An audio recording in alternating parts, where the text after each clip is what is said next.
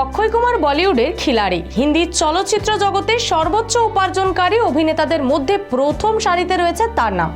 8 ঘন্টার বেশি তিনি শুটিং করেন না। তবে এবার সেই নিয়ম ভঙ্গ হলো, কিন্তু কেন? নমস্কার, আমি অনুপ্রিয়া চলে এসেছি আপনাদের প্রিয় বিনোদনের খবর নিয়ে।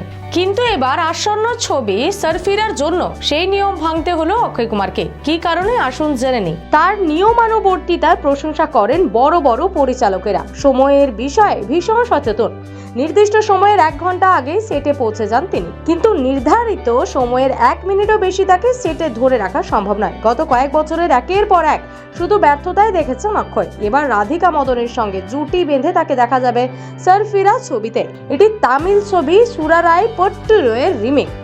ছবির পরিচালক সুধা কঙ্গরা প্রসাদ জানান, প্রথম সকলেই ভয়ে ছিলেন তাকে 8 ঘন্টার বেশি সময় শুটিং করতে বলবেন কিভাবে তা ভেবে। যদিও পরে নিজেই রাজি হন অভিনেতা, সে কারণে কৃতজ্ঞ সুধা। পরিচালকের কথায় আসলে অক্ষয় তার প্রতিটি ছবি একদম সময় শেষ করেন। উনি প্রথম দিনই তাকে বলেছিলেন শুটিং চলাকালীন একজন সহকারীর মতোই থাকবেন। ওই 8 ঘন্টা সেট থেকে কোথাও বেরোবেন না তিনি।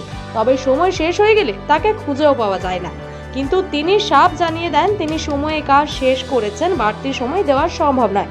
আমরা পঞ্চগণিতে শুট করেছিলাম, সেই দিন তার মুম্বাই ফিরে যাওয়ার কথা, আর তারা সবাই ভেবেছিলেন তিনি ফিরে গিয়েছেন, তেমনই জানিয়েছিলেন অক্ষয়। কিন্তু পরদিন সকাল হতেই সেটে একদম সময় হাজির হয়ে যায় অক্ষয়। প্রথমবার নিয়ম ভাঙলেন অক্ষয়। সকলেই ভেবেছিলেন বিজয় চটে যাবেন অভিনেতা, কিন্তু আসলে তিনি যে পেশাদার সেই প্রমাণই দিলেন।